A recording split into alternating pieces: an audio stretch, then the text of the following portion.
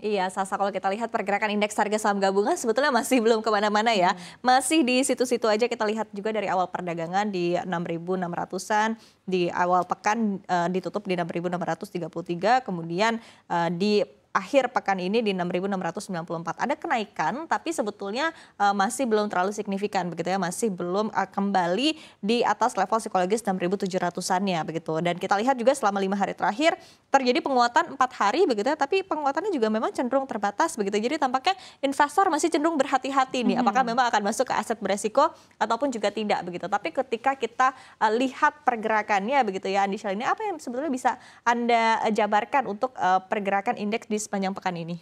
Iya, Iva, kalau kita lihat sepanjang pekan ini memang IHSG bergerak cukup volatil ya.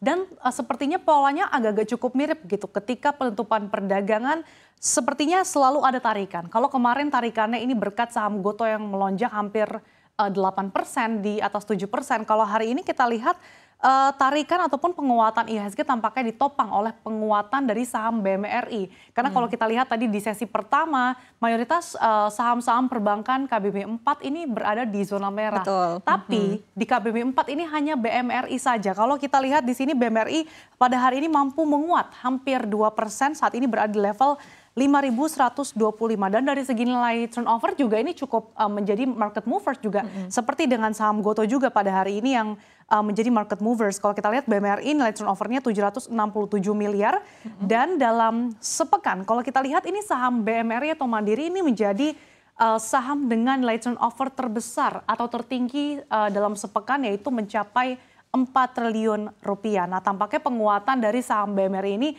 seiring dengan perseroan yang memperbesar portofolio hijaunya bahkan hingga 109 triliun.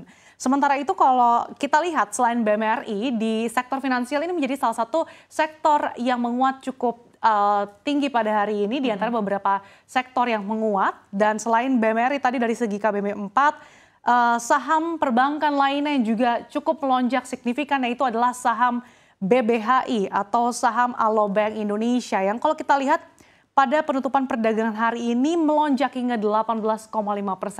Dan dalam sepekan investor ini sudah cuan, sudah 48% bagi pemegang saham Alobank atau BBHI. Oke, dan ini menarik ya kalau kita lihat tadi, apalagi juga Sata menyebutkan BMRI membalikan posisi pada perdagangan hari ini. Kita lihat juga penguatannya hampir 2%, meskipun sebetulnya memang ini adalah salah satu emiten yang cukup didera dengan aksi net sell asing begitu ya. Tadi selain BMRI ada juga BBCA, namun rupanya BBCA tidak berhasil membalikan posisi karena BBCA masih berada di koreksi di 0,27%. Nah, tapi kalau kita lihat memang secara keseluruhan begitu ya, memang tampaknya investor masih belum terlalu percaya diri nih untuk masuk ke bursa saham begitu ya. Karena memang sentimen-sentimen utamanya masih terkait dengan The Fed, kira-kira akan seperti apa, apalagi juga semakin dekat ya di pekan depan, kemudian juga terkait dengan data-data perekonomian secara global. Eropa juga sudah resesi secara teknikal, ini juga masih menjadi perhatian utama dari para pelaku pasar. Tapi ketika kita berbicara terkait dengan sentimen global, terkait dengan kenaikan suku bunga The Fed sendiri, seperti apa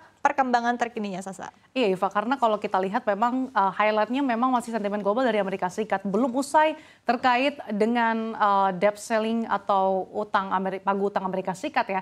Pelaku pasar kembali memperhatikan terkait dengan suku bunga Amerika Serikat yang mana akan diumumkan pada rapat FOMC pekan depan 13 sampai 14 Juni. Kalau kita lihat sekarang memang suku bunga acuan di kisaran 5 sampai 5,25%. Nah, salah satu pertimbangan The Fed menaikkan suku bunga ini kan terkait dengan inflasi. Kalau kita lihat secara historis memang sebetulnya inflasi Amerika Serikat sudah turun nih selama 10 bulan beruntun, bahkan sempat menyentuh level highest-nya di 9% pada Juni 2022 lalu.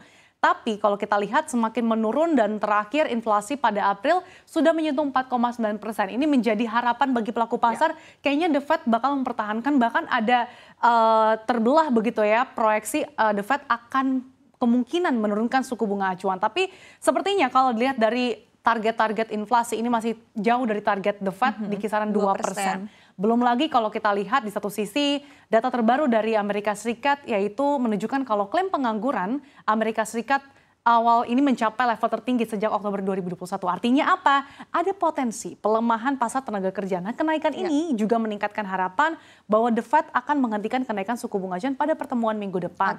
Nah, kalau kita lihat berdasarkan pollingnya di CME FedWatch Tool, pasar menilai kalau sekitar 77% bahwa The Fed bakal mempertahankan suku bunga acuan di level yang stabil pada pertemuan berikutnya, Iva. Oke, padahal tadi sebetulnya kalau terkait dengan data pengangguran Amerika Serikat sebetulnya sudah diekspektasikan tinggi dari beberapa bulan yang lalu ya. Namun rupanya tetap masih kuat dan baru kemudian akhirnya diekspektasikan juga sudah dirilis juga begitu ya, bahwa memang sudah betul-betul tinggi, menjadi yang tertinggi juga sejak Oktober 2021, sehingga akhirnya ada harapan juga bahwa The Fed mungkin akan lebih slow down lagi nih ya terhadap kenaikan suku bunga acuannya sendiri, apalagi juga kita ketahui begitu ya setelah kemarin ramai informasi terkait dengan industri perbankan di Amerika Serikat, kemudian diikuti juga dengan di satu sisi juga secara fiskal juga memang sudah mulai kesulitan juga dari Amerika Serikat ya, terkait dengan debt ceiling juga, sehingga akhirnya memang ada ekspektasi bahwa mungkin The Fed akan slow down terlebih dahulu, akan pelan-pelan terlebih dahulu di pertemuan berikutnya begitu ya, di pekan depan. Tentu kita akan melihat seperti apa ya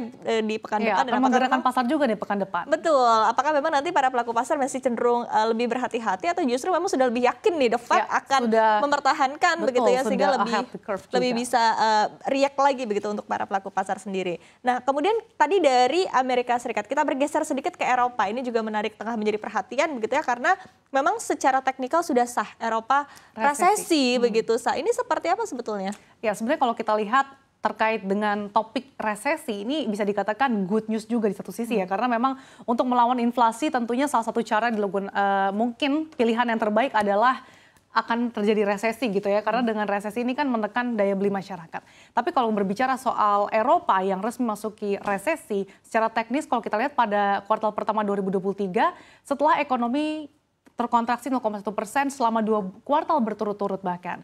Nah, berdasarkan data resmi yang dirilis Kamis kemarin, kalau kita lihat Eurostat ini merevisi angka pertumbuhan ekonomi tersebut dari estimasi sebelumnya sebesar 0%. Nah, hasil tersebut menyusul resesi teknis yang juga dialami oleh Jerman sebagai negara dengan perekonomian terbesar di Eropa. Nah, jatuhnya Eropa ke dalam jurang resesi tidak terlepas dari badai inflasi yang memaksa regulator mau tidak mau menerapkan suku bunga ataupun kebijakan suku bunga yang tinggi. Ya betul, dan ini juga kita ketahui juga bahwa dari ECB juga terus ya, bahkan bisa kita katakan juga cukup lebih agresif juga begitu ketimbang The Fed dalam beberapa waktu. Ketika The Fed sudah mulai menaikkan 25 basis point, ECB ini masih menaikkan 50 basis point, 50 basis point, karena memang sama ya kurang lebih seperti Amerika Serikat, Eropa juga angka inflasi juga cukup tinggi, kemudian di satu sisi juga memang perlu ada upaya lebih begitu dari bank-bank sentral untuk tadi menekan inflasi yang terjadi begitu, dan ini rupanya betul-betul sudah terjadi di Eropa sendiri, resesi secara teknikal karena memang kenaikan suku bunganya sudah lebih tinggi lagi begitu ya. Nah, kemudian tadi secara global, kalau kita berbicara terkait dengan sentimen-sentimen yang ada secara domestik sendiri, ini Sasa ada rilis cadangan devisa ya, seperti apa?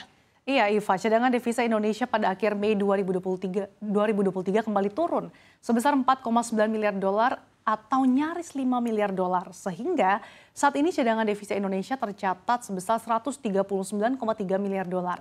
Nah, meskipun Bank Indonesia mengklaim cadangan devisa ini tetap tinggi, tetapi yang perlu menjadi catatan adalah penurunan cadangan devisa kedua kalinya sejak awal 2023. Nah, penurunan posisi cadangan devisa pada Mei tersebut antara lain dipengaruhi karena kebutuhan pembayaran utang luar negeri pemerintah, serta antisipasi kebutuhan likuiditas falas perbankan, sejalan juga dengan meningkatnya aktivitas perekonomian. Tapi menarik nih, Iva, tak peduli dengan penurunannya cadangan devisa, rupiah tampaknya tetap ngegas pada perdagangan hari ini. Bahkan tadi kalau kita lihat kembali ke level 14.800 rupiah per dolar.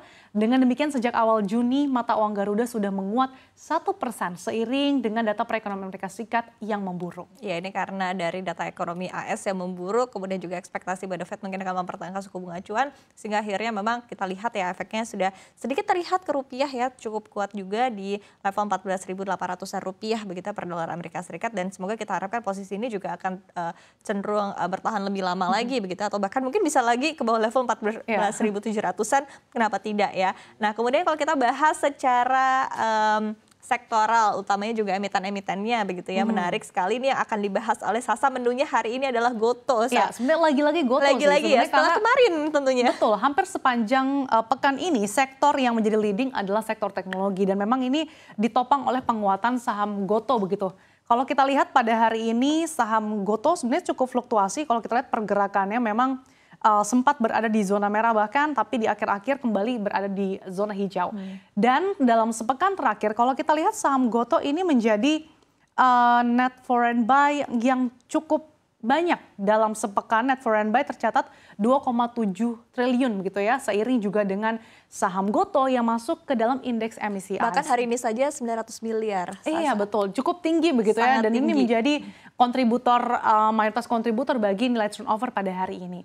Nah tapi menariknya kalau kita lihat fun fact dari saham Gotoh nih sepanjang pekan ini yang bisa dikatakan saham Gotoh kembali manggung gitu ya. Tapi kalau hari Senin manggungnya tuh karena dia terjerembab dalam saham yang pertama kali mencicipi ARB begitu ya, hampir 15% setelah pada pekan sebelumnya saham Gotoh ini menjadi saham yang paling banyak diburu oleh asing dan kemudian hari Senin terkena aksi profit taking sehingga kembali ARB dan kemudian pada kemarin Iva saham Gotoh ini detik-detik penutupan perdagangan ini sekaligus yang membawa IHSG untuk berada di zona hijau dan juga firm berada di zona hijau.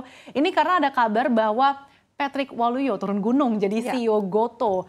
Dan kita tahu Patrick Waluyo ini kan bukan nama yang asing lagi ya di Gotoh karena selain memang menjadi managing partner dan juga co-founder dari Northstar, di mana Northstar ini salah satu investor awal di Gotoh Tokopedia nih sebelum perusahaan tersebut akhirnya menjadi unicorn, kemudian dekakorn dan kemudian merger dengan perusahaan e-commerce Tokopedia. Pada saat itu masih zaman Nadiem Makarim.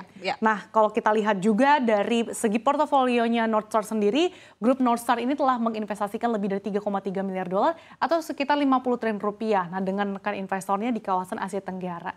Di mana grup Northstar ini mengelola dana dari berbagai investor termasuk dana abadi atau SWF, kemudian dana pensiun, sampai dengan investor institusional lainnya. Nah kita nantikan nih bagaimana tangan dingin Patrick Waluyo dalam menahkodai Gotoh yang saat ini kalau kita lihat masih mengalami kerugian hampir 4 triliun rupiah di kuartal pertama 2023. Dan tadi seperti yang saya sudah mention gitu di awalnya dalam sepekan dan juga sebulan terakhir saham Gotoh ini yang paling banyak diborong oleh asing dengan net foreign buy bahkan tadi hampir 3 triliun. Tapi memang di satu sisi juga to be fair begitu ya dari Gotoh sendiri kan sebetulnya untuk kerugian sendiri juga terus berkurang begitu ya sehingga memang diharapkan nanti dengan adanya Patrick Waluyo sendiri dengan kiprahnya yang juga sudah cukup terkenal begitu ya sudah malang melintang kita harapkan juga tentu mungkin ada perubahan yang lebih signifikan lagi dampaknya juga akan lebih besar lagi gebrakan-gebrakan yang akan dibawa ke Gotoh begitu ya mungkin tentunya. Mempercepat juga profitabilitas dari saham Betul, Gotoh. tentu kita nantikan ya seperti apa. Nah kemudian tadi selain Gotoh yang juga menarik begitu ya karena pergerakannya juga cukup volatile di